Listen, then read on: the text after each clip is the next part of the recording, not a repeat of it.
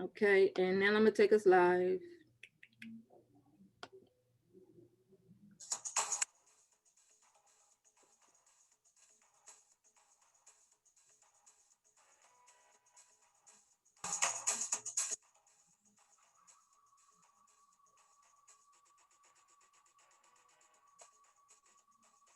Mm.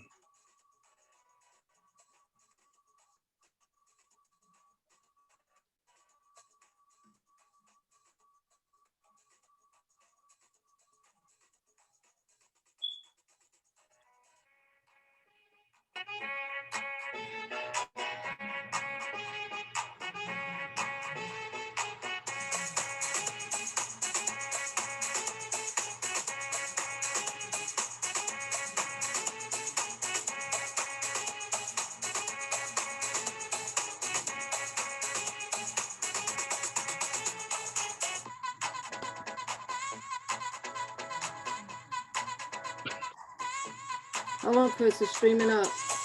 Okay.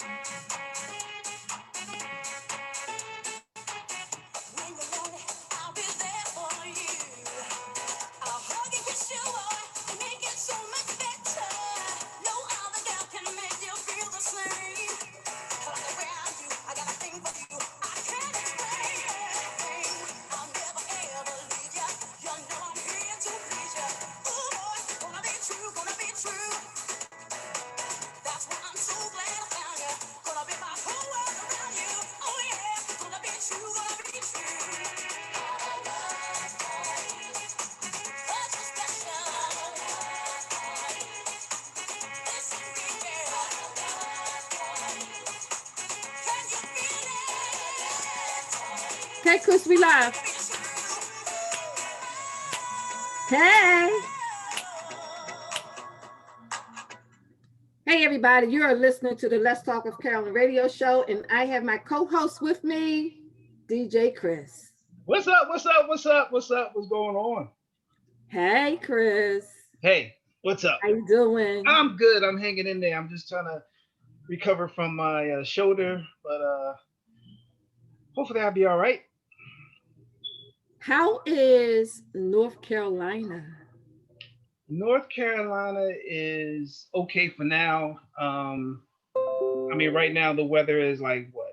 We're like 80 degrees now in our weather. Um, the streets is cool. No rioting. I mean, everybody's calm, cool, sophisticated. So Charlotte's good. That's good. How's good old Jersey? Jersey been quiet. Jersey has not cut up like Philly. Ooh, now you know that's my hometown. You know that's where I was born and raised. I Ah, know. yeah. So, They haven't cut up like Philly, not at all. mm, Which is good. okay, good. So tonight our topic is on traumatized men. Excuse me. Okay. I thought you was coughing because I said traumatized No, men. I was, I really Remember I asked you, did you have your water? You got it. Okay. So men can be traumatized from combat, mm-hmm, abuse as a child, mm-hmm, raped as a grown man, and we Mm-hmm. talked about by male or female, Okay. okay? Mm-hmm. Mental abuse, emotional abuse, as well as physical abuse, which could send them all into moments of silence where they just become secluded from society and they have a hard time. Coping. Yes. Yeah. From a male, and I asked this question on Facebook earlier. Okay. Question was, if a man has been raped by a female, would he have a hard time talking about it or would he be silent? Now I didn't see that question, but if I was to answer that question on now you got some guys out there that are ratchet. Okay, you gonna have some guys like, I wish a woman would rape me. I think that's the best thing. Um, but on the other note, on the other side of that, you know, um, we just want to get it straight. Like, the older you get, if you're in like getting into like your 30s and 40s and 50s, getting raped by a woman wouldn't seem as bad as it, or it wouldn't be seen more as traumatizing as if he was 15 or adolescent or younger. And the reason being is because I think it's more of a hard pill to swallow when you're younger. You have to get over that hurdle of a woman taking advantage of a young boy or a young man. Okay. For older men, it's more of a it's it's a touch and go.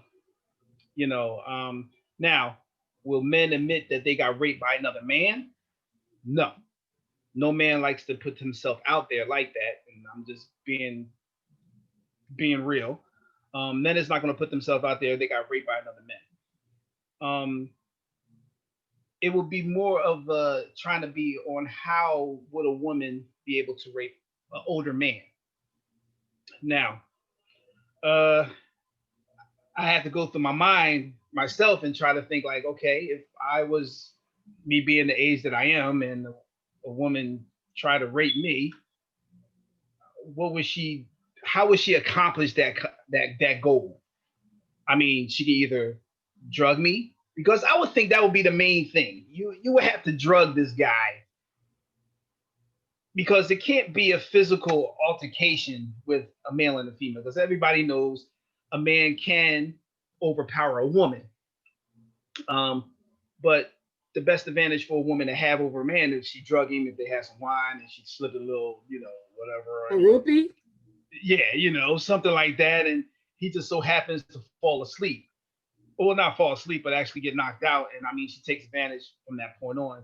So you have to, the society now, you have to really see like, that's more of a, well,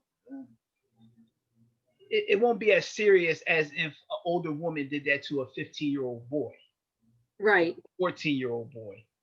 You know, with that saying, being 14 or 15 or being an adolescent and an older woman rapes a younger man, it's more of a it doesn't take much. At that, you're looking at their age difference. Right now, you're looking at, if you're 15 or 16, you're in your prime. You're in your, like, I'm talking as far as a boy. He's in Mm-hmm. that stage of, ooh, I wonder what it would be like to have an older woman. So his curiosity may get the best of him, and not knowing that he's being raped. It's.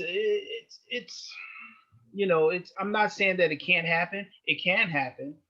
Um, does it happen more often?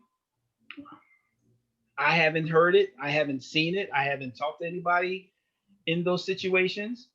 But you do get more situations of a same sex kind of um, problem. You do sometimes have, um, male on, a male can rape another male, and that happens a lot. I think that happens more cases than a woman will rape a man. Mm-hmm. And yes, there are guys out there that probably had that situation happen in them, and no, they're not going to say nothing. And for them to actually, be traumatized for that, yes, they can, and it's something that is real hard to get over. It's very hard to get over. I would imagine that it would be hard to get over, and I'm sure it's something that they would have to, speak to a psychologist, or in that realm, um, because that's something that I can't imagine. You know, so yes, men can be traumatized, um, in that fact, and for male or male, you know, problems like that. Female to male, touch and go. If you're the age that I am, I'm 49. I ain't gonna lie about my age. I'm 49. If a woman rape me, it's a blessing. So I mean, that's what I'm saying. It's like for a man, for older men, for women to rape an older guy is just like, oh, about time. Like God, oh, how long? Oh, it took you 49 years to get raped by a woman. Is that what you're saying? That's what they would probably say. I'm just saying. That's what they would probably say. But on a serious note, if I mean, take a look at, back in the day, how these teachers manipulated um Little these young boy. boys, yeah, these young boys to have sex with them. You And know, you know what? That still go on today. Just not as much as it was back in the day, but it still go on today that these teachers are taking advantage of these teenage boys, and actually they're raping these boys, and these young teenage men, they're like, oh, I have a relationship with my teacher, but they don't know they're actually being raped by their teacher because she's taking full advantage. now you have the now there's I want to say there's different forms, and correct me if I'm wrong. Believe you me, I'm not a doctor or a psychologist and none of this stuff. If you are a prominent adolescent, 15, 16 years old, in school, 11th grade, hot teacher, she's giving you the eye, there's a connection there, she wants you to stay after school, and all of a sudden, touchy, touchy, feely, feely. Okay? Um, would that be considered rape? Teachers So have, you, because I want to make sure that we have the right it's terminology not between consensual rape. because that young man is still a minor. True, true, true. So it would be an assault more than a rape, wouldn't it be? I'm just It asking. I'm be just it saying. would be it would be an assault, and until she got him where she wanted him, and Hmm. she took it, and he Okay. said no. So the same thing still falls for us. A woman can be in a situation, Hmm. and she get herself in a situation that she finds that she can't get herself out, and approaches being made towards her. The minute she says no and advances continue to go forward, it's rape. It's no different. If she gets that young man where she wants him and he says no, and she continued to go forward, and she said, you know what, I'm gonna just take this because I want it. That's rape. That's rape. Yes. Now, considering the fact that we're talking about again young men in their prime wanting to have that chance of being that having that curve to be with a teacher or to be with a woman, Oh, basically the woman. an older woman, and she gives him that opportunity of, okay, let's let's do this. So then it wouldn't be rape, because I'm thinking that, to me, at that time or at that point in their age, that they know the difference between right and wrong, and Absolutely. they know the difference when someone is um, forced to do Mhm. something that they don't want to do. Right. So if we're looking at society now, the kids know what the heck is going on. It Mhm. ain't nothing that they don't know. So if the teacher comes to them, and be like, "Hey, look, what's up?" and they be like, "Hey, what's up?" That's how I look at it. And I don't think that would be a form of rape. It may be a form of assault because due to the fact of their age. Exactly. But there are women, let's advance the age. There are women, I shouldn't put this out there, but I am. Um, I'm just trying to find a proper way to say it because I know my mouth. Mm,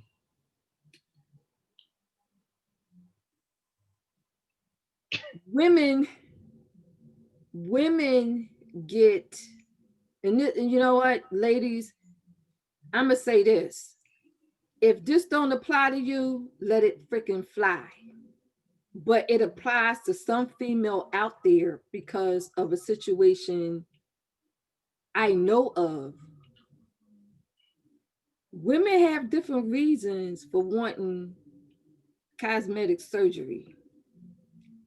Big booty. I want a big booty. So they get the cosmetic surgery of having a BBL, which we call a Brazilian butt lift. okay. Now, most people who are not in this niche market industry don't probably don't have a clue as what the hell I'm talking about. Let me give y'all a visual. And I know you've seen them, big titties, little waist, big ass. Now, because I'm in the industry, I know a cosmetic ass when I see one from a natural ass. Okay. Now, having said that, there's just one woman who had this man and she literally was raping him. All he could do was just lay there and take it. He was not enjoying it. Not. When I tell you, she just literally took it, she took it. Was he older or was he younger? He was an older man. He was Like older. he was, I'm gonna say this, he wasn't a kid and he Okay. wasn't in his 20s. He was in his like 30s. I'm gonna go Okay. like with mid 30s. Okay. But to me, it was uncomfortable for him to having experienced that. And she was all about, she was one of those women, I'm going to take it because I want it and because I can. Okay. And you do have dominant women that are like that. True. Now, I mean, you have dominant women that, well,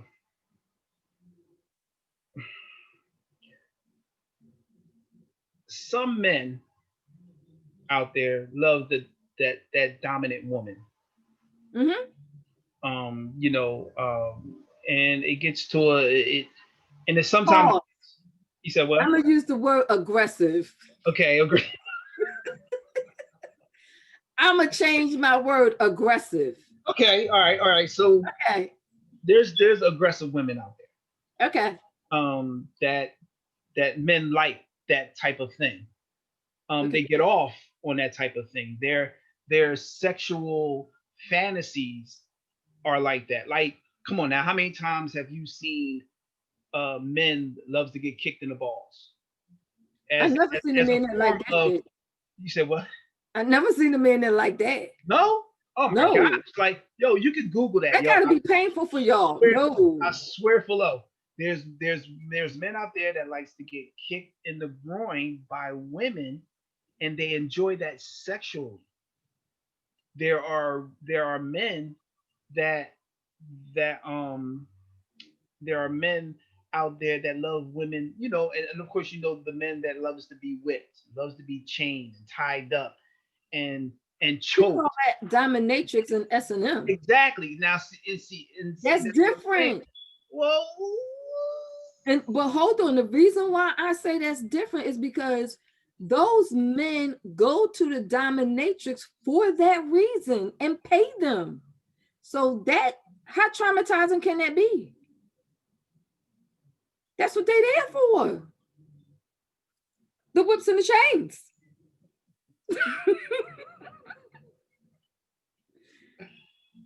But Different. That's a whole different category. That's a whole different show.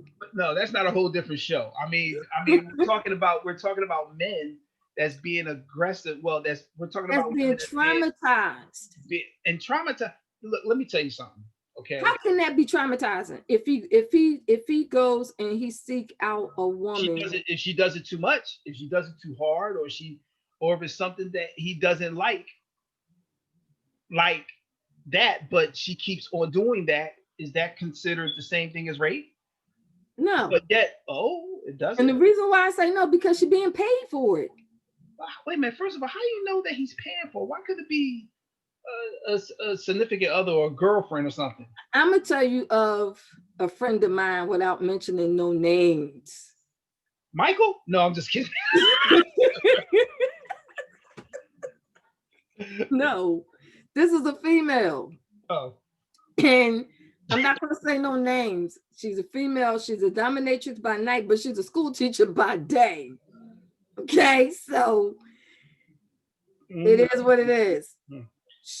She gets clients. She gets clients that call her for that. She's a dominatrix, and she do the whole role play, whatever they want. She gets paid for it, and she serves them with the whip, the chains, the dominatrix dress, the whole 9 yards. But as long as she is giving them what they paying her for, how can that be traumatizing?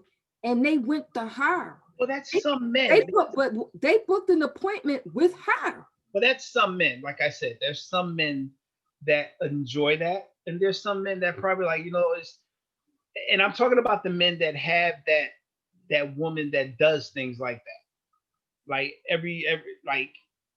like every now and then she'll get dressed up in all leather with just that whip, and he's just chilling, watching Scooby Doo, and all of a sudden she whips his back. He'd be like, "Yo, what's going on?" You know what I'm saying? I That's mean, different. That's understandable. They in a relationship. She's dressing up but and but, she but wants wait, whoa, to whoa, play. but like you said about the woman with the big butt and the big titties, but the guy he didn't like that she was literally raping him. Now, I mean, Listen, you right. have to. I mean, I would say that we would have to literally physically see a case, or have to be a fly on the wall to actually see on how this happens, because you're looking at, because to me, rape is something that, Listen, to me, rape is something that you don't want to do, and you're being forced, and someone takes it right. without permission. Correct. So this guy that you're talking about was laying there getting all this Brazilian button boobs all up in his face, but he's not liking it, but he's there though. So did she force him? Did she take off his pants? Did she fight him? Did she beat Listen, him? Did she? I listen. mean, what The was the? way it was described to me in the Hold up, was it by the male or by the female that described this? it was by the male. Okay, It was by the male. okay. And the way it was described to me, it was not enjoyable. Not. I'm not talking about whether it's enjoyable or not. How did the situation happen? Was he forced? Was he It drugged? didn't, I'm gonna say this. It was mutual. It was mutual. Hold on. It was mutual Mm-hmm. until it got to the aggressive part where it was just straight out rape. And it was like, no, I don't want to do this. So everything was a go up until he said no. So that brings on a good question, because sometimes in rape cases there are women that are, or they do proceed to have sex with this male. Okay, Mm-hmm. they be like, you know what? I'm gonna go ahead. I'm gonna have sex with this guy. Okay, and this But happens. most And of I'm gonna tell the you what time, it happens. It happens most of the time. If it happens most of the time, like in college parties, frat parties, and all that stuff, when all of a sudden you have this girl, she likes this guy, and all of a sudden they go to the room, and she's like, oh, okay, let's do a little something, and get the kissing and the hugging and all that stuff, and all of a sudden, once he's in the motion or in the mood or doing whatever, no, stop. I don't want to do this no more. And he's that's supposed what to brings, stop. huh? He's He's supposed, once she correct. said no, Correct. he's supposed to stop. It's no different for a man. Once a man says no, she is supposed to stop. If he says no, it's no. Do you know a lot of men that say no? I'm not trying to start anything. I'm not trying to. I'm just. I see you smiling. All I'm saying, do you do you know a lot of men that says no? No, no. I know men who like, who has responded like, please rate me.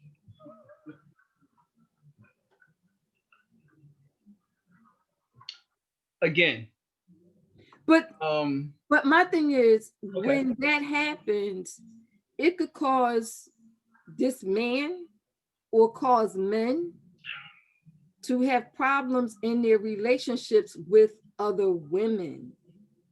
It It brings in trust factors. it can it can yes it can. Now, I mean that's something that's I mean again that's something that um can they be able to come forward and talk about it and um I will say the question is this: if a man wants to have a healthy relationship with a female and this had happened to him, could he have enough gall to tell her his situation, and would she or could she be the type of woman to accept that? How would she be? Would she be able to accept what he told her? Do you have women that's out there that do that? Sure, there are. Yeah, that would be Sure, there are. understanding about it. I would think so. And really try to help him heal from it. Well, how can you heal from that? You gotta go. You Let's got say let's say that the man did. Let's say that he is traumatized. Let's say that he is going through erectile dysfunction because that's what it will be. Because I mean, the wind could blow my way, and okay, but that's neither here or there. But what I'm saying is that a man, I mean, a man is a very erotic. Okay, the man's member is a very erotic thing. So, um, he can. It doesn't take much for him to be aroused. You know, um, so for for him to for a woman to uh, talk to him to express how she feels about what he said to her, um, I commend that woman. Because that's something that I mean, I'm sure he'll give it a try.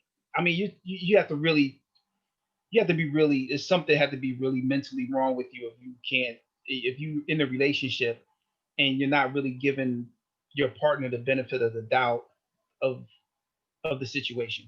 I'm just saying. okay.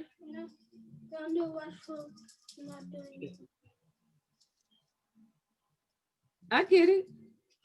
But So go ahead. go ahead. No, I was listening to you. My daughter came in here. What's wrong, honey?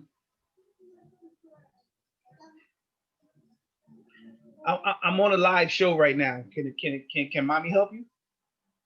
Okay, thank you. Hmm? Have a okay me. Isn't it cute? So, can men get over it? I'm sure they could. It depends, though, again, on how the situation was. If he's raped by another man, no, you can't get over it. Especially if you know that you're a straight man, and that goes through that, and that's something that's in jailhouses and rehab centers. I mean, that happens a lot. A lot of men rape other men, and those guys never get over that. Never get over that. I know a couple of people that been through that, and um, they never get over that. And it does. It's one of those things like sexually,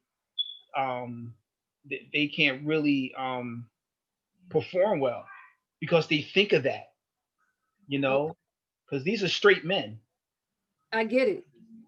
you know, being raped by another straight man, or you know how that is. So it's a very a tough situation for these guys. Now these guys, I know one of the guys, they're married, and I know two of the guys, they're single, but they're older now, and Right. and that is why they don't do, or that is why they don't have relationships, because of that simple fact of what happened to them. So it is one of those things that it can never be over with. It's one of those things that sticks with you. And this is how come I said it'll take some time. Yeah, And you say they will never get over it. I don't know if like men who have been raped by other men play the incident mentally in their mind repeatedly. If do, no, they're not going to heal, but they should get help because it can cause, you know, trust factors. It can cause relationship problems. He can meet a woman who he really want to be with, but because of that one life experience, is holding him back right, being in a healthy relationship with the woman. right. So it seems to me like he would seek professional help. He would. Um, I mean, but I'm trying to think of,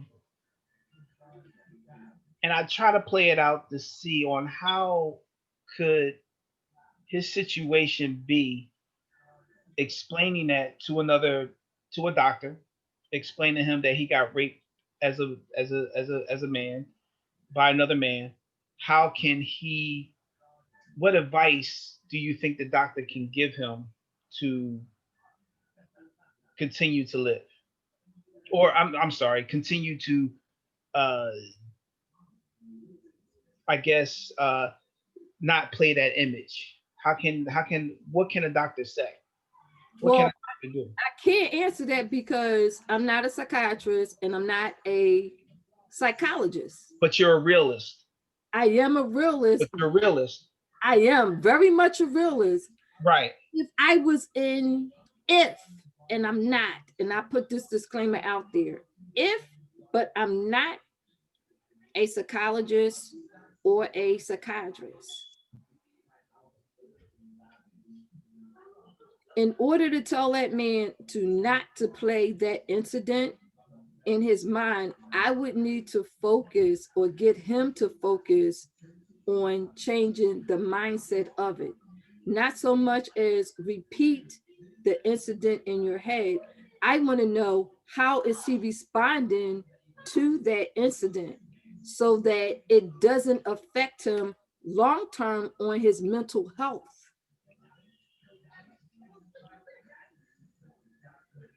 Okay. I So was just asking. some people said, You said what? I'm gonna tell you what some people said because Oh, it's okay. here.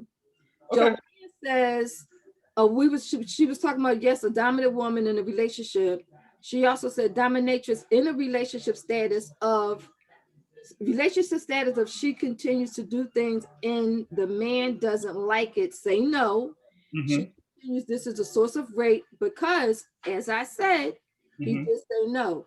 Glenda says you have to put in the work to heal. Right. Therapy be at the top of the list.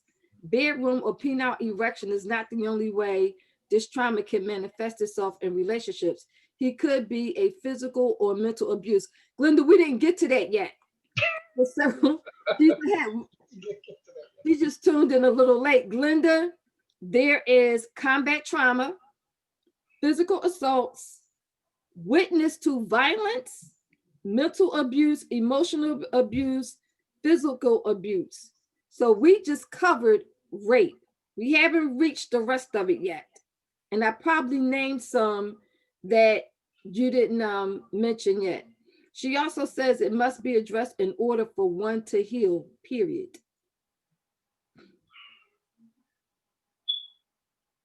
Yes. I agree. I agree. Everything, yeah, you have to address it in order to heal.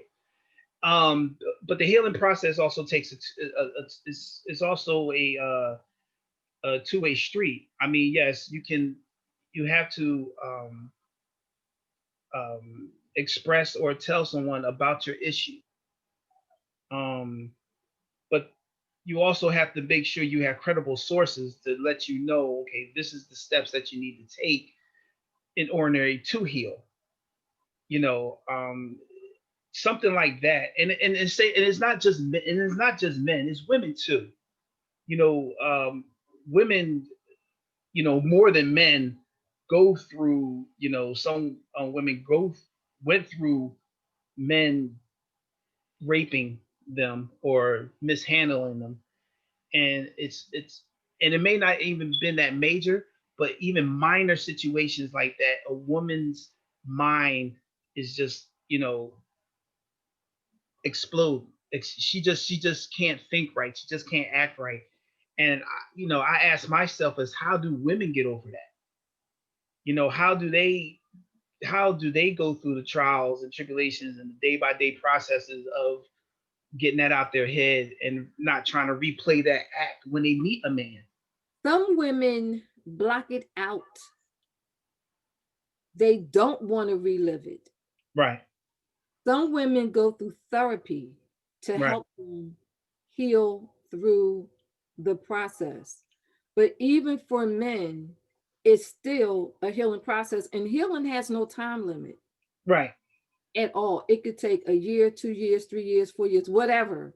Healing has no specific time limit, regardless of what the trauma is. But the therapy is what's important and helping to heal so that this person that's going through trauma and living in silence can move on with their life, because that trauma they can stay stuck in And if they that's don't get the help.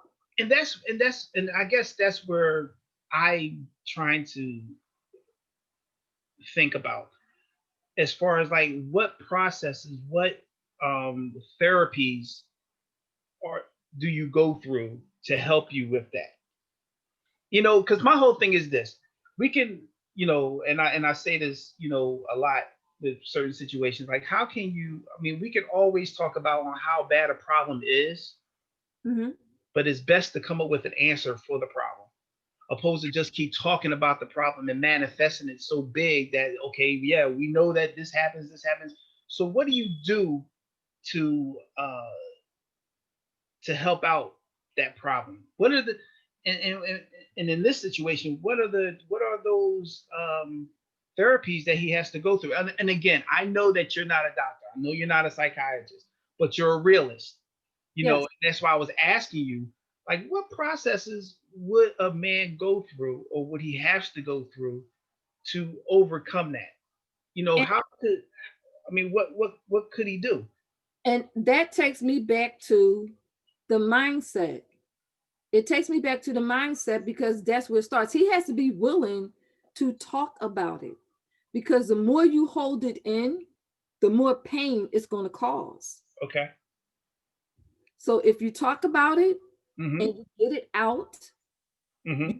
that's the first step towards releasing it and letting it go so that Okay. you don't hold on to it. Then Okay. there's different exercises that this person can do that is a healing step. Like what? I mean, unless you know. If you don't know, that's fine. I get that. You know, but I'll just, I'll just because I mean, there could be people that's listening to us And right now. No, but no, I'm being honest because there could be some people that's listening to us right now that's saying, "Well, I'm going through that. What do I or what can I do to block this out, or what can I do to move forward?" And I get that. So that's my question is like how or what can we say to our viewers out there, like, okay, this is, or maybe it may not just be someone that's listening, it may be someone that knows somebody, and they be like, oh, you know what, maybe you should try this because I know this happened to you, why don't you try this? And I wish I had more time to do more research on this topic, but you sprung me being a host you said like a yes, couple days. Like I'm like, okay. yes. I was like, but you know what? I said, you know what? I want another co-host. And one of my friends asked me today, she says, is all your co-hosts males? I like, yes. You don't want a female co-host? First No. of all, it's better to have a male host and a female host because you get two sides of a different plate. But you know what? I have female co-hosts on my other shows. But on my radio show, it's always going to be a male co-host. Always. Okay. Because I'm female, so you're getting a female view. You're strictly male gender, so they getting a male view. I just want to make sure that because I'm sure that all our viewers, all our listeners, they love you, they love your show, they love what you bring to the table, you know, and now in this day of society now, it's like we need to inform and try to tell them what steps to take to get over a hump. What are the Okay. procedures to get over the hump, opposed to talking about the hump? Okay. This is what I would suggest. Okay. Put my disclaimer out there again.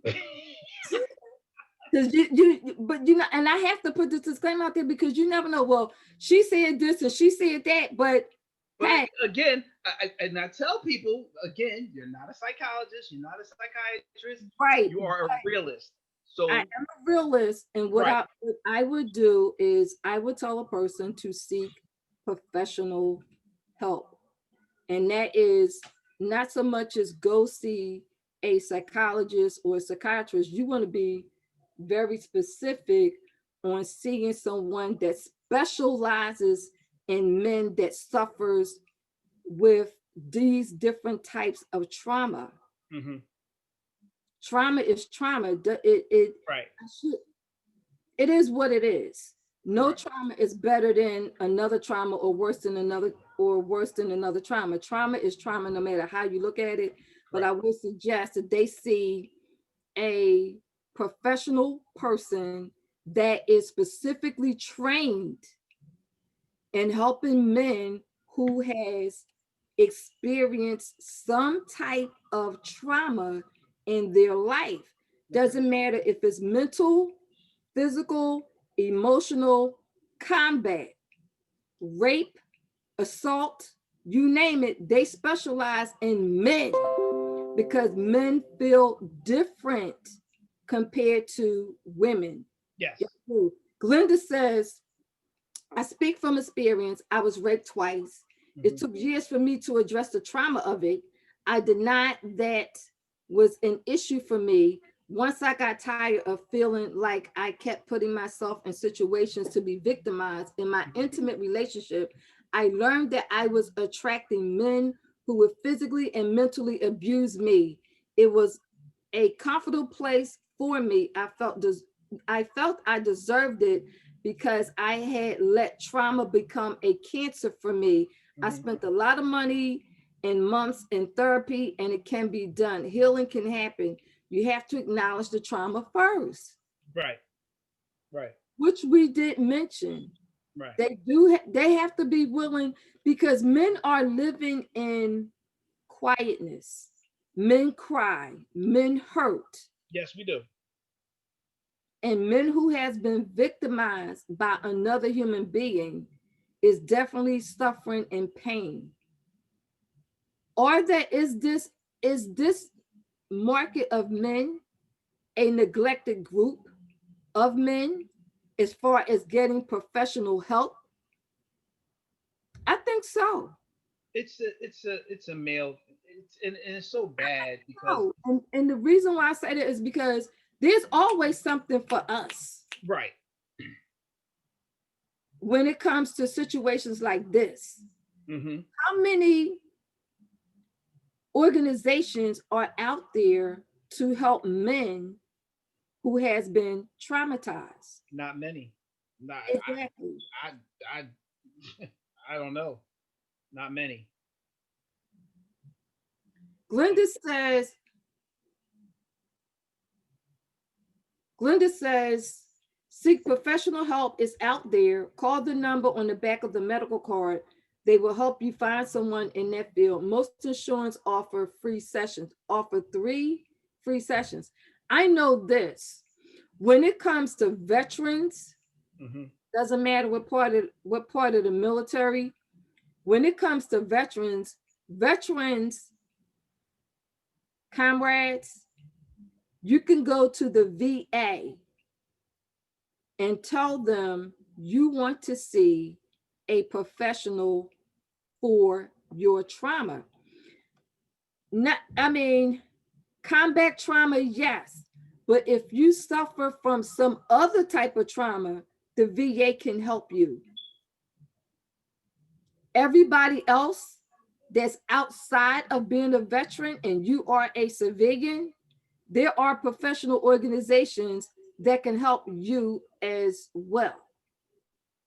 But like I said, there's not a lot of organizations that are out there for the male gender that are living in silence and being traumatized. And Even that's exactly why. Because women women don't have some women or women don't have a problem expressing themselves. Men do. Period. exactly because the masculinity, Exactly. because Yes. of the pride, Yep. Yep. and men just have a hard time expressing Exactly. it. See, women they'll express all day, and so That's people because we take like to talk. that. We like to talk. Well, I mean, the thing is again, men does it. It's the masculinity, and we don't like to um show weakness. You know, we will hold that trauma until the day we die and take it to our grave before we go to a center or a place to tell somebody I got raped or here's my trauma, here's my problem, or here's my issue. You know, now don't get me wrong, not all men are like that because you have some men that's out there that are like, you know what, this is really affecting my livelihood. I need help, and they know that, and they seek that. So it's a catch 22 because there's the and I'm gonna be honest. I mean, you don't have a lot of black men that's going to express themselves in that way of if there's any trauma on them. They're not going to do it. You'll have more white men that will do it. I don't know why. I don't know what it is, but yes, you'll find more white men that would try to seek out help opposed to a black person. Not to say that's a bad thing or a good thing, but for me visualizing or seeing it is just me. I think that more black men hold on to their feelings more than a white man would. I agree with you. Now I'm gonna put something else out there, and I don't know the answer. You may or may not know it, but maybe somebody who's listening know the answer to this. And if you do, just put the comments in. on the live. And I'm gonna say this because this group of men is so open about everything. Men who are in the gay community, Mm-hmm. would they live in silence or would they go get professional help and be open about what happened to them? They will go and get professional help. And I the reason I being, agree. huh? I agree. I agree with that. And the reason being is because of, and I am not a gay expert or or a person that I know you married. Come on. you know what I mean. But I'm just saying, I don't see, I cannot see, because first of all, um, gay men are very expressive, Yes. very expressive. Um, you have some that are kind of on the, and I guess you call them the DLs, the downloads, because they don't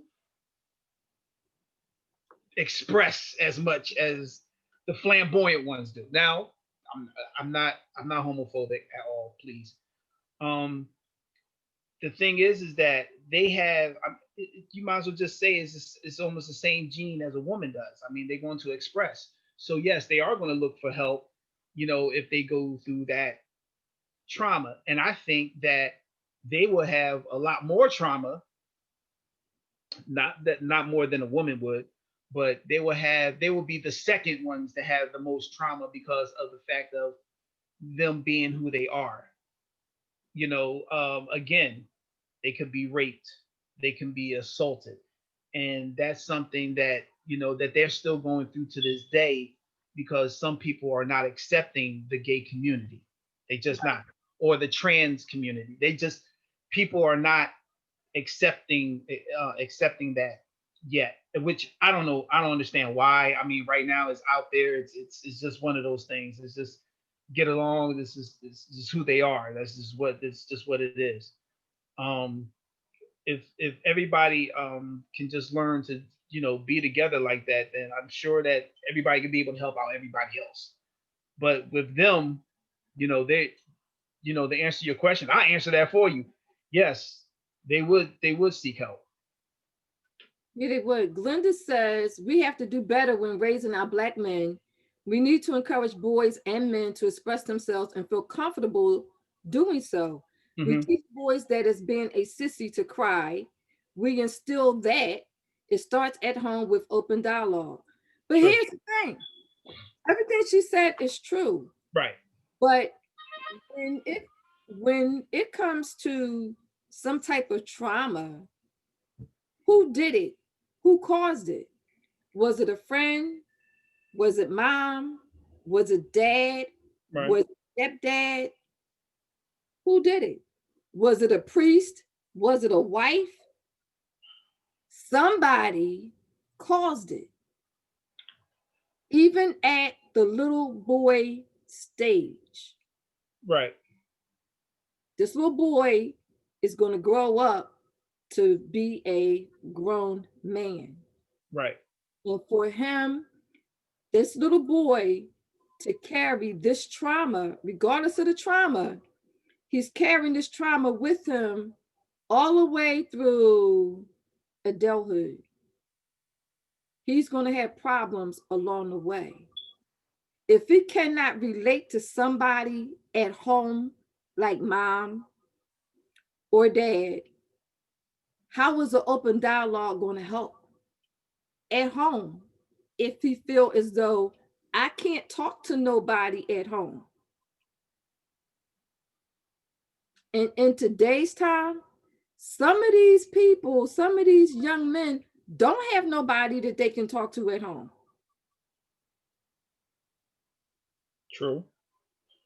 Well, and how can I put it? Some The reason why some um, adolescents or kids that don't express to their parents is because they're adolescents and kids themselves. You have kids having kids. so they Mhm. don't have the knowledge of giving them good advice. With that saying, then they know they will have to seek, like, talk to like grandma or grandpa. They would have to talk to the grands on situations like that. You know, you have a lot of um, young mothers, young fathers that really can't give good advice, or they're still in high school, still learning how to become a parent, so they Mhm. can't really give their child the right advice. So the child has to look for it elsewhere, and that's someone older, you know the parents or the grandparents, they would have to seek other avenues of getting information or talking about what's bothering them. And it, it's that's the sad part, because right now you're leaving them in limbo because they don't know where to go. They don't know who to talk to. So what they do is, if they don't know who to talk to and don't know where to go, they're going to assume, or they're going to have a friend that's going to tell them the wrong advice, and they're going to listen, and they're going Mhm. to think that that's the right thing to do, which is probably the wrong thing to do. Right. So with those kids getting that kind of advice, it's hard. It's that's a troubling thing now. Nowadays, is with those kids that don't know where to go, and they asking for help and they want help, but they don't know who to get it from, and they don't want to go to a stranger to get it. Mhm. They want to go to someone that's close to them, and who's closer is just their boys or their friends or the people that they hang out with the corners. You know, And sometimes they're lost to the streets yeah, yeah, because of the trauma. right, yeah, and that is true, and that happens. That happens all the time. You know, they find because you know trauma can be healed in certain ways, and for people of that nature, the streets, to them, the streets is like a healing for them. you That's know their comfort zone. yeah, right, That's that's their a comfort right, zone. that's a comfort zone for them, and they don't have to worry about um you know getting getting how can I say it, getting scolded by their parents or whatever the case may be, because the streets embrace you no matter what you do. But when you're at home with mom and dad, they're going to strict the rules on you. They're going to say, hey, look, this is what you're not supposed to do. This is bad. This is not what you're supposed to do. But yet you go out in the streets is going to say, hey, look, it's okay to do that. It's all right. Come and embrace the streets. So you're fighting against that if you're that type of parent that don't want to see your child go that route. So it's a battle. It's a battle. It is. So I'm gonna shift it. Okay. Let's talk about men who has witnessed some type of violence, such as the abuse of another or the killing of another. They witnessed it. Um. Well, I witnessed a couple things, in my life. I witnessed my best friend getting shot. I witnessed um I witnessed a couple of my good friends get shot in front of me.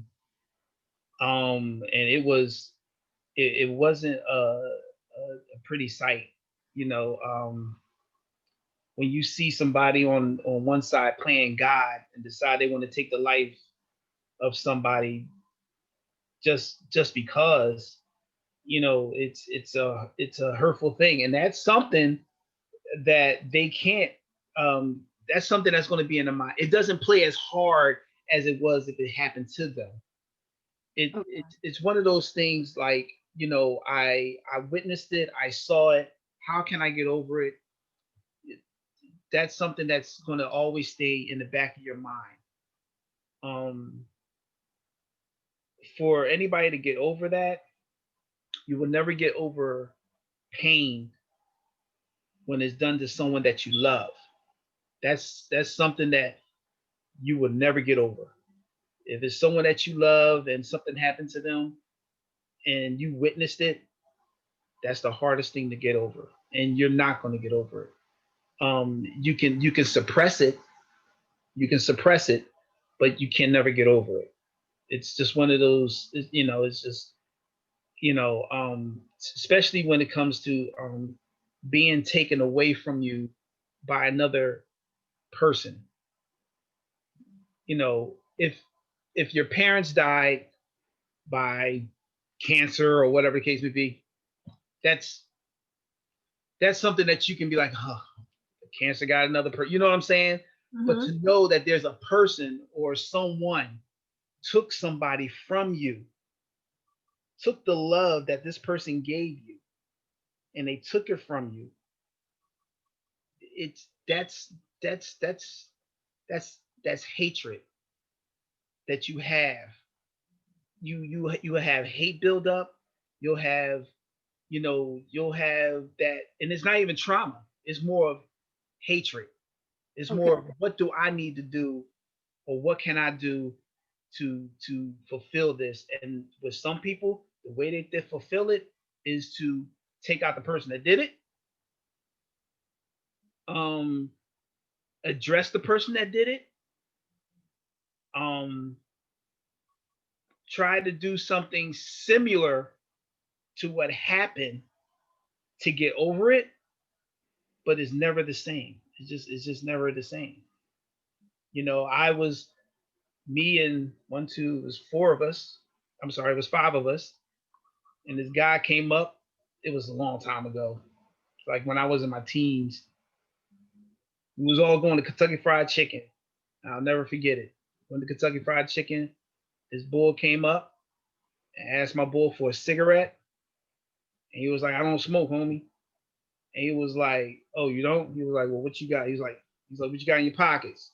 And we all sitting there like, dude, it's like five of us, one of you. Well, he opened up his jacket and he had a double barrel.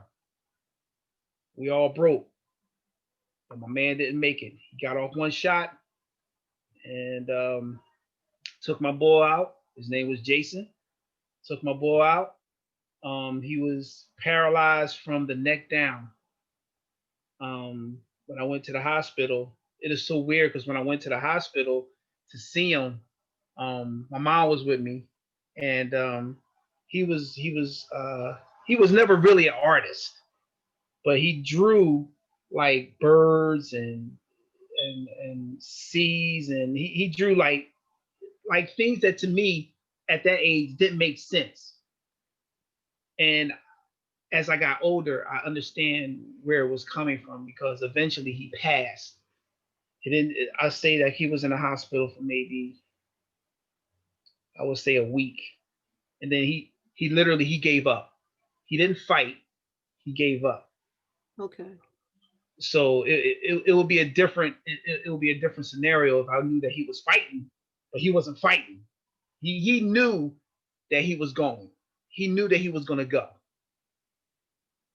So to say that, to have somebody, and they never caught the guy, and for all of us, for the rest of us, we all had hatred. We all wanted to just do something bad. We was just wanted to hurt someone because of him. And that brings it to now. It's like, that's what people do. They don't get over it. They just suppress it, and they express it in a different way. Sometimes it can be positive, and sometimes it can be and negative. You know, that's what happens.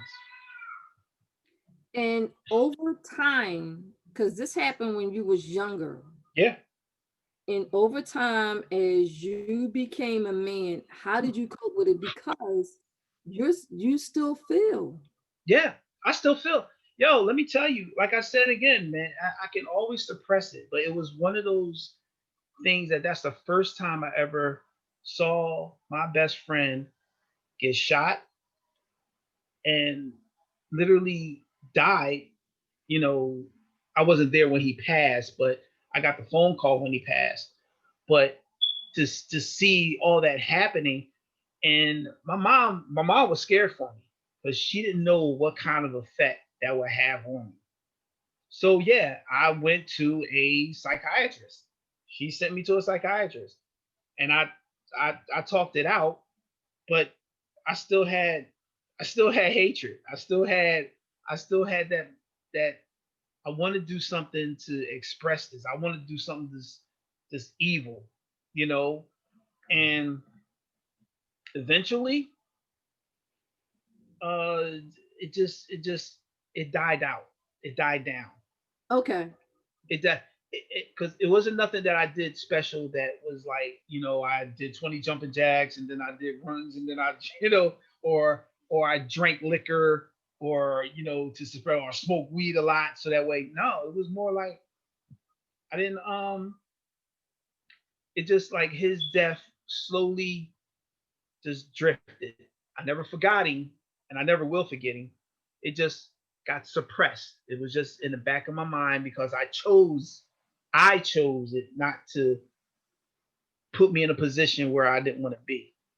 Okay. So so it all plays on the person that you are or who you are. If you're the type of person that's going to let things like that control you, then you will always lose. You will always be the victim. You have to. And I will say this and I'll say it again and I'll keep saying this till the day I die. Patience takes Patience is one of the best medicines in the world, believe it or not. You have to have patience for yourself to be like, okay, you know what? Let me relax. Let me breathe.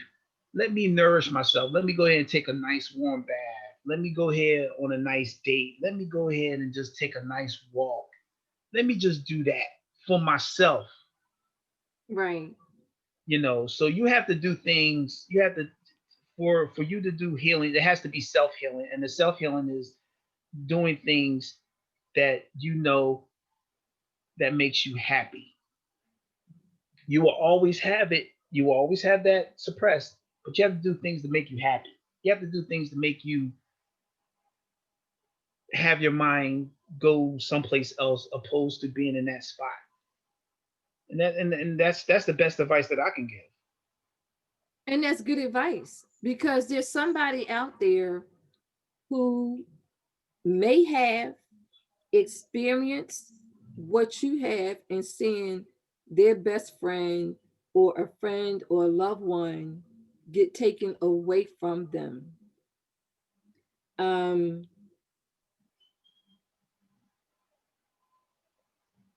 it reminds me of a situation, someone else's life experience, but it wasn't due to violence. They they lost someone that they loved and cared about to an overdose from a drug. And this person felt like they was responsible because they wasn't there for them.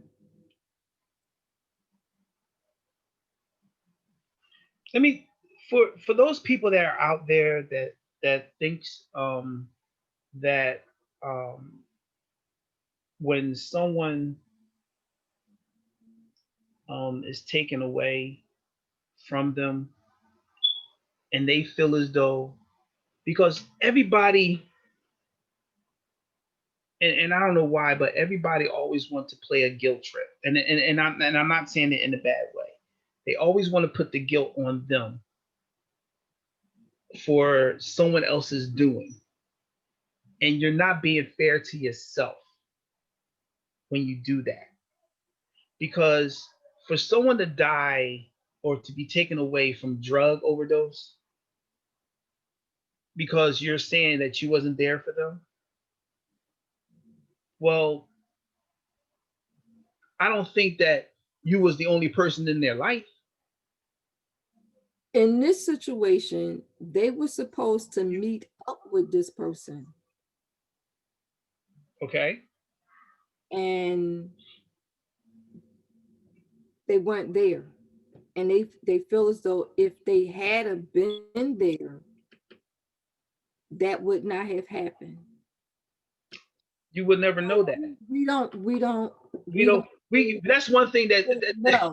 and we We don't always really try to know. play that role. Why Right. We do we always try to play don't know that role that we what when we know the future? would have happened. I'm gonna give you a situation. I'm gonna give you my life situation. Right now, today, I have a family member that's in hospice. I have a family member that's in hospice. This family member has a drug problem, bad, but also have a health problem, bad. The only thing that is helping this family member stay with us is the medication that the doctors is giving this person. Okay. It's That's what's keeping this person alive. yeah, Okay. there's people that I know of that feel as though if they had have been there, she would not be where she is today. Because we know eventually there's going to be a transition. She God forbid, but we know there is going to be a transition. Certain people in my family, it's going to feel that if I would have, should have, could have been there, but I wasn't. So they're going to take on some of that responsibility. So I get what you're saying is that they should not, because this person chose to do what they were doing when it come to drugs. But it has such a traumatic effect on the people that care, that love the person that has this drug issue. And it's still trauma. Give you another situation. I'm going to tell you a story about a young man. Young man is 22, 21 years old. Don't be talking about me. Yeah, I'm talking about you. So this young man, 22, 21, very close to his dad, very close to his dad, gets a phone call one day. His dad committed suicide. This young man had to live with this trauma, and it was a couple days before this young man's birthday Mm-hmm. that his dad took his life. Mm-hmm. This incident where his dad took his life traumatized this young man for a long time. Mm-hmm. How do somebody like that cope knowing that their dad, their parent decided to take their life? How did you say? How do they cope? How do they cope? How do Well, you think? again, well, something like that you can't cope. Something like that again has to be um it, it's it has to be suppressed because you don't know. I mean, in his eyes, in the boy's eyes, his father was probably the greatest man in the world. Yes, That's what I'm saying. So the image that he has of his dad, of him being the greatest man, the good memories, the good memories, because apparently the boy cherished his father. So for him to do that is because he had good memories of his dad. But his father had secrets. His father had issues, and he took his life. So you can never know the hurt of anyone unless they tell you. You can see it all over their face, but unless they tell you, then you can understand what they're going through. That goes back to what we said in the beginning about being open and talking about it, because some men don't talk about it. Right. He chose not to. So with him choosing not to talk about it, he took his life. Now, what does that do for the young man? He is hurt considerably. He has a pain. He has a hole in his heart that will never be filled, and it can only be filled by his dad's presence. Notice what I said, his dad's presence. I hear you. Okay. Um, but um the memory that he has with his father are good memories, which will always overcome or will suppress that feeling of thinking that or have any hatred for his father. He can turn tricks. He can be like, you know what, I hate my father for doing this to me. But he will always have good memories of his father because that's what was left when he died. I'm going to say this because it's something that you just mentioned. When this happened, this young man was angry. He was And angry. he had And a right to be. He had yeah, a right to be. yes, he did. He was very, very, very angry. And over the years, over the years, the angry feeling went away and it became, I love my dad, which he do. He really do love his dad. But that comes with, young man from the 20s and maturing into a older man Mhm. today. Because Come, think about what you just said. He his hatred turned into I love this man. I love my dad. Let him had a bad experience with his father. He would hate him through the whole process from him killing himself to him being a lousy father. And how do you think that he would be? He would be in the same boat, and he would actually take on some of those traits of being either a lousy dad. And I'm saying this maybe. I'm not saying that it always will be that will happen. Because some men out there can turn a negative situation to a positive. So some guys out there, you know how you have people out there that says, you know what, and I know every parent has said this, and I'm talking to my audience, I'm talking to you. Every parent said this. I want to give you things that I never had when I was your age. You know that you always say that. I want to give my children what I never had. Well, you I'm have I'm gonna see if I can get a hold of this young man. what? He in the bed. Yeah, he said he was in the bed. He put in a message. He said you could have invited me. And then I called him and he's like, I'm in the bed. Well, you woke the man up. The man probably got a job. I know the Rona's out there, but I mean, he got working. He probably Let got me a tell job. you something. If he's watching me, if this young man is watching me and he said you could have invited me, that means he up. That's what that means. It means he up.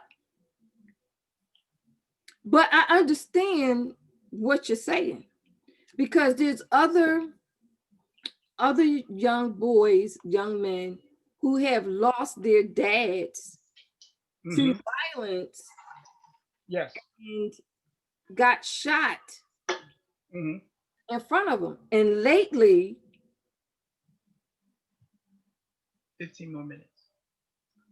lately we've had young men who seen their dad shot by police officers. Right. Okay. That is going to have a very astounding effect on these young boys.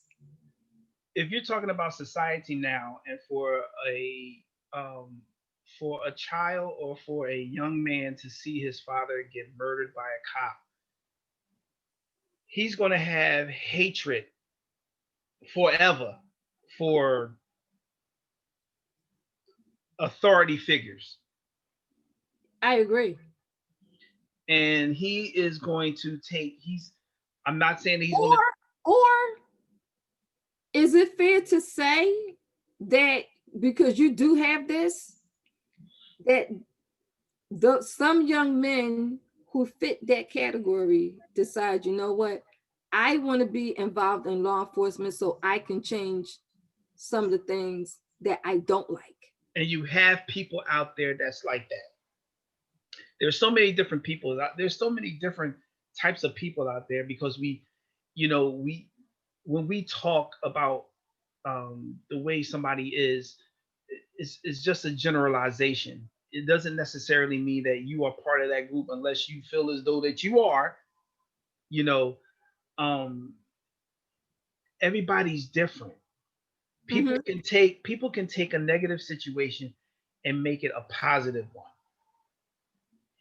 and that is the most effective case of suppressing your feelings and overcoming your traumatization, turning your negatives into a positives. And Mm-hmm. that's what will help you through your trauma. That's what will help you through your suppression of bad things that happen to you. But you yourself as a person have to be strong enough to to to bear with it. And what I mean is you literally have to sit down. You have to map out on how you're going to create a pathway for you to achieve what you're trying to do. You literally have to sit down and do it step by step. And that means by slow processes. And you have to have, and I'm going to keep saying this again, you have to have patience because the shit don't happen overnight. And that's the problem with some. Definitely And on your side. huh? Time is on your side. That's what's the problem with some of our race. We are not patient. We are impatient and we don't believe in the processes. Now, don't get me wrong. I'm not talking about the processes of the government because we all know that shit's crazy. I'm talking about the processes with yourself, within yourself, that you have to go through so that way you can be able to achieve your goal to higher levels. So you have to literally sit there and plan your attack. It's a strategy. You literally have to plan your attack. Like, okay, I'm gonna sit down here. This is what I'm gonna do first, and then I have to wait to that for that to happen, and then this is what's gonna be my next step. But these are the processes that you have to take. You have to do those. You can't just dive right into it. So, you're gonna turning a positive into a negative. I'm sorry, turning a I yeah, know what you right. meant. Yeah, Negative you know what I mean. Yeah, and positive. yeah. So if you're doing that again, patience. You have to have patience. Two, you have to have a plan. You have to have a plan, and you have to sit down and I mean be by yourself when you do this. Sometimes my best plans come to me when I'm sitting on the toilet sometimes. I'm just being honest.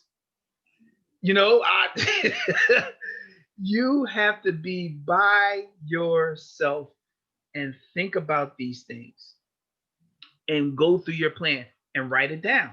You got a phone, text it to yourself. Okay, this is what you're going to do first.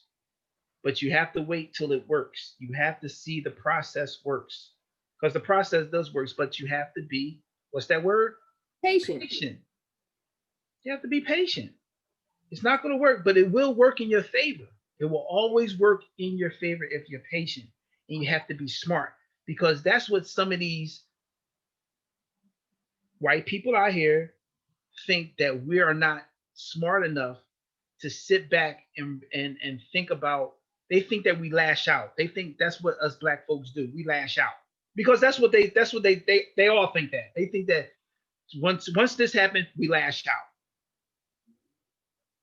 In some cases we do, and it hurts us when we do that. So what we have to do again, if it's something happened, you have to take a step back and be like, all right, let me see how I can be able to dismember this. It's just one of those things, and let me be patient. Yeah, it's a process. It's a process. It works. The patience works. The process works, and the mapping it out works. Trust me when I tell you, I do it all the time. I do it all the time. I don't like what's going on, but I literally have to fall back and sit and look at the full picture. I have to be the smart one. I can't lash out. I have kids. I have a wife. I have a family. I can't lash out. I can't be one of those people that do that because I can either get myself killed, I can be put in jail. There's a lot of things that I have riding on. So I have to be the smart one. So just fall back. Be like those gangsters. What they do, they fall back and they look at their surroundings. They think before they act. And that's what we have to do. Okay. I have a caller. Oh, we got a caller. Oh, okay. Oh, I didn't know we get calls. I was. Telling you about who lost his dad. Oh, wow. Okay. He Sorry. called in. Hello, badass. What's up, man? How Really? you We doing? gotta go through that? Really? You have to call us that to say badass? We can't Yes, be professional with that? Like, damn. I named him badass. It's Okay. my son who lost his dad at Mhm. 22, 21, 22 before his birthday. Mm. 21. And his dad committed suicide. So, Rainier, I want you to tell the audience and Chris, my co-host, how you coped with the loss of your dad from 21 to adulthood, grown manhood. I'm still coping with it. Like, Mm-hmm.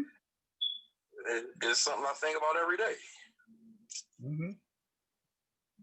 Okay, would you agree that sometimes you have to suppress your feelings to keep from breaking down? Nah, I don't think that would be a good idea to suppress your feelings. And that's only because at first I did suppress my feelings, and it wasn't a good feeling at all. Because I didn't know how to like really cope with, like, I'm not gonna see my dad anymore. Okay. And how did you learn to cope with that? It took time. It took years. It took years. It Okay. took years. And it took years for me to get past the fact that I thought he took the coward way out. But actually thinking about it, it take a lot of balls for anybody to kill themselves.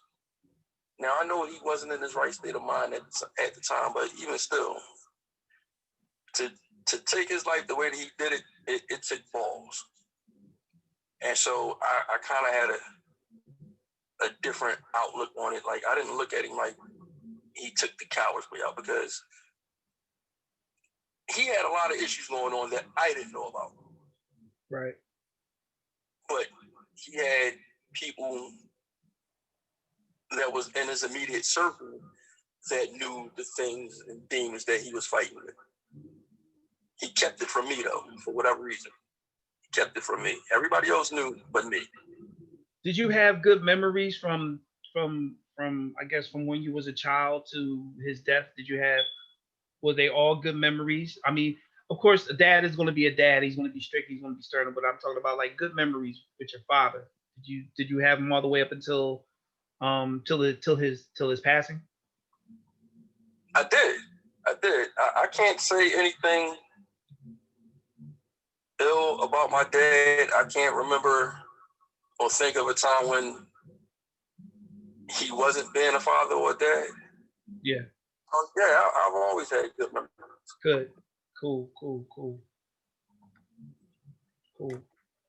And that's what I was explaining. That's what I was saying is that I'm sure that he had good memories leading up to, to his demise, and it didn't make him go to a path that he didn't want to go. Right. You know, he remembering the good things of someone will always remain in your heart. Right. And that will fill the void. That will fill that hole that of the presence. That's what I was saying. That the presence that his presence wasn't there, but the memories, the good memories, will always be embedded in them. So the question I have for you, Rainier, is for any young man that's out there that has lost their dad, regardless of how they lost their dad, because it's still trauma on a person, on you. What advice or suggestion would you give this young man that has been traumatized from the loss of their parent? You got to have people to talk to. Trying to deal with it on your own, that's not the route to go. You need people. You need a support system, and I had that support system in you. Cool. Yeah, we always there for him. I want to thank you for calling in. You're welcome. And participating. Yeah, thanks a lot, my dude. No problem. Get some sleep. All right, my lady. I'll be back. Yeah, that was my son that had experienced and been traumatized from that.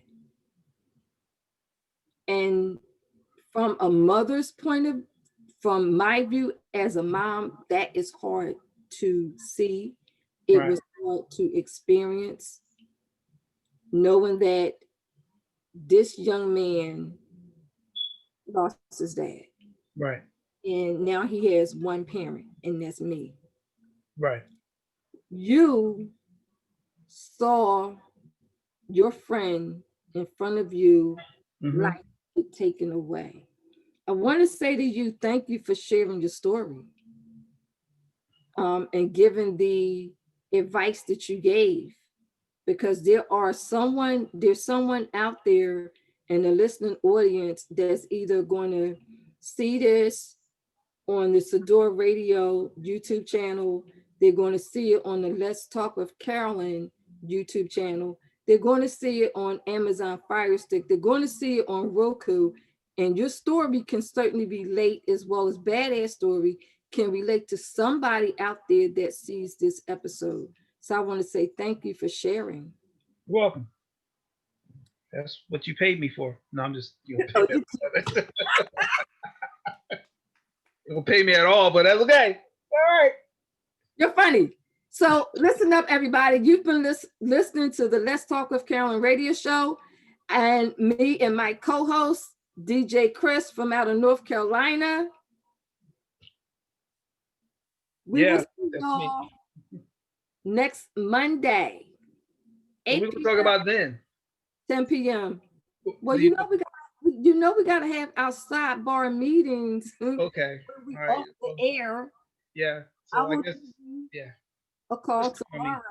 Yeah, just call me and let me know what I got to do. Don't let me know at the last minute so I can be able to do some Listen, research. listen. When you said yes, I was like, got him, got him. Because you know we've worked on other things together, so Yes, and I still have to get to North Carolina. yes, you do. That way you could be able to come over here and do your show live, so that way everybody can see live from North Carolina. That's how we do.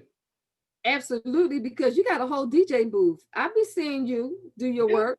yeah, yeah. I still I DJ now Friday, Saturdays, and Sundays at Lulu's restaurant, Maryland style chicken and seafood here in North Carolina. You want to give Um, the address? it's at 2400 Tuskegee Road in North Carolina, in Charlotte, North Carolina. Friday, Saturday, and Sunday from Friday, what Saturday, and time? Sundays live DJ. I play from three.